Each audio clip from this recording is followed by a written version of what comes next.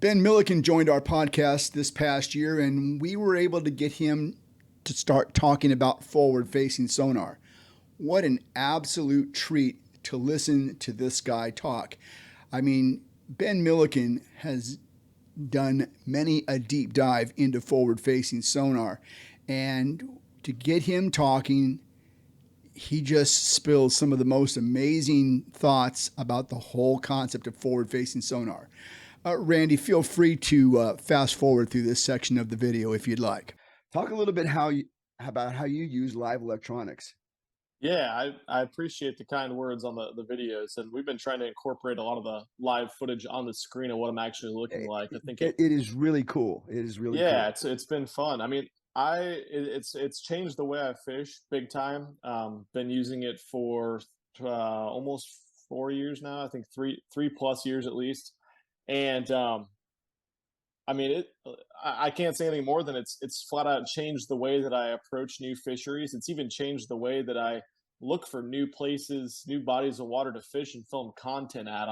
I'm looking for deeper, cleaner body of waters all the time. It seems like because that kind of lends itself a little bit more to fish being more visual feeders and having a propensity to track down bait in the open basin and deeper water over deeper structure and cover. And so that's kind of the type of areas and lakes that I look for a lot of times. But man, I could give a 6 hour seminar on how it's changed the way I fish. But it it's changed the tackle that I use. It's changed the baits that I use.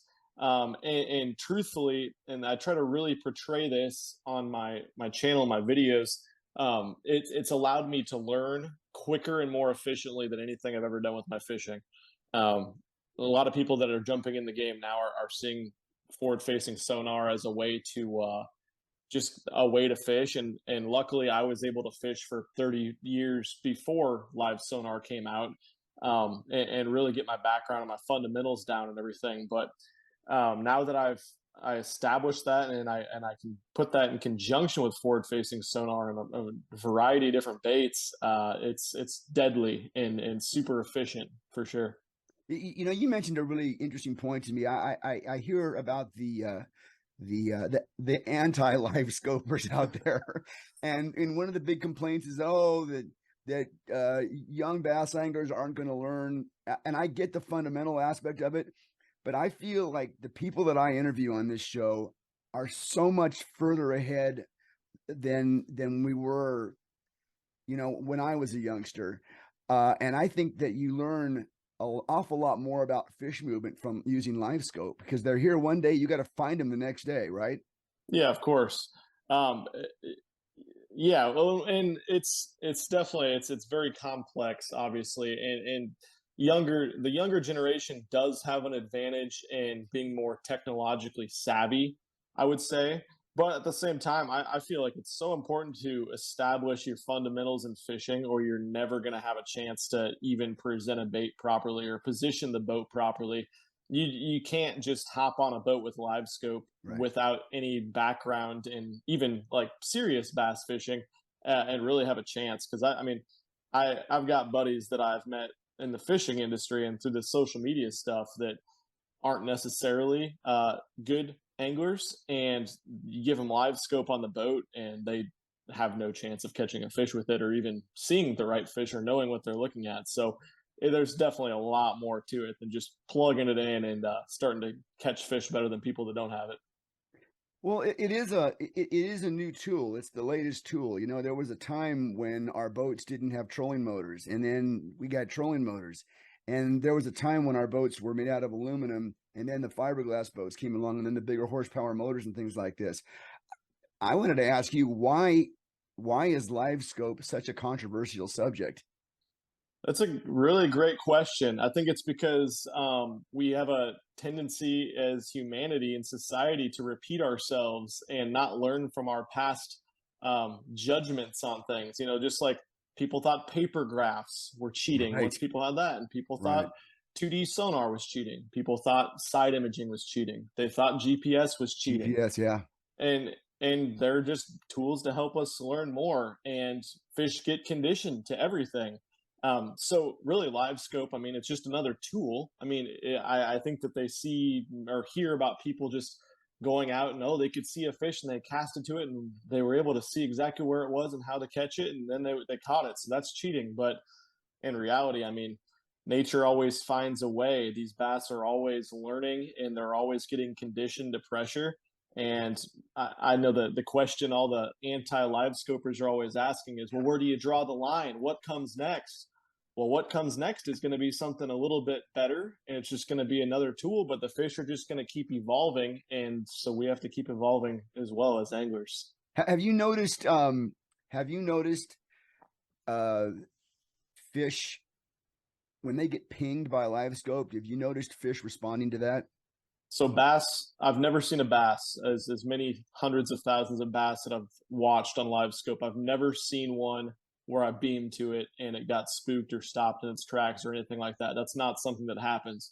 But what I do notice is in lakes where they get live scoped a lot, they get conditioned to baits falling on top of them and Yeah. getting spooked that way. Okay. Because I mean, I got to luckily one place, OHIV, if you're familiar with the lake. Mm-hmm. It's super clean and pretty much everyone just live scopes there. It's what we started there. They watch the video. Now everyone goes out there and does catch big fish. Well, those fish had never had pressure their entire lifespan or several generations of their lifespans. And so they had never had pressure.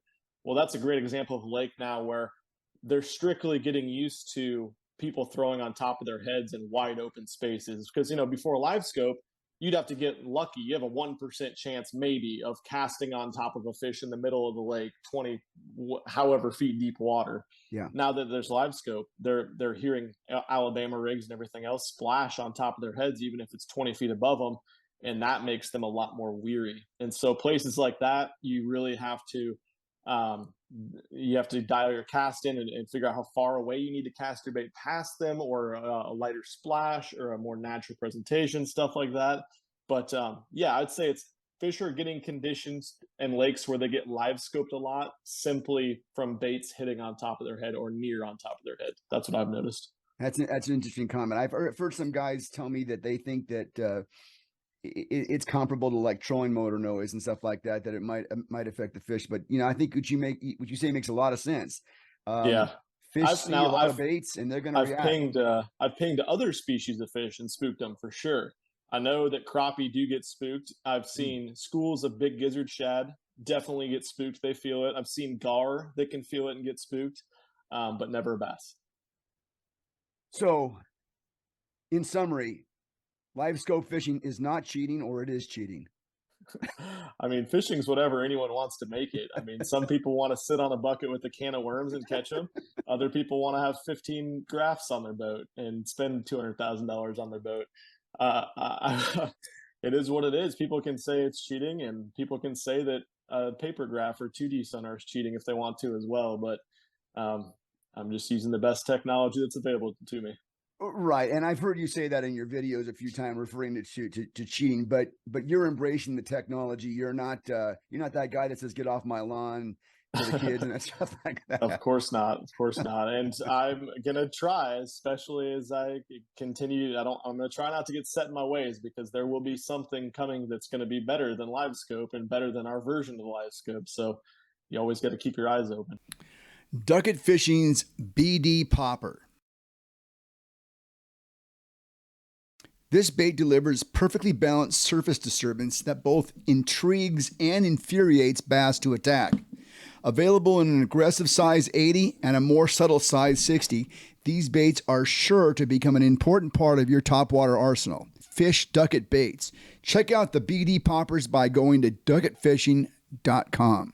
Reason number 2, why your next boat should be a Camus. Our hand-laid hull. 2 to 3 team members relentlessly roll out our fiberglass and resin, ensuring that your hull is laid consistently, reducing the risk of spidering and other hull malfunctions. Remember, our hulls are hand-laid, not hand-sprayed. I'm Keith Neiswanger. This is the Bass Tour Anglers Podcast. Please remember to like and subscribe. If you'd like to reach us, please send us a direct message on Instagram at Bass Tour Anglers Podcast. Take care Be safe. We'll talk to you next time.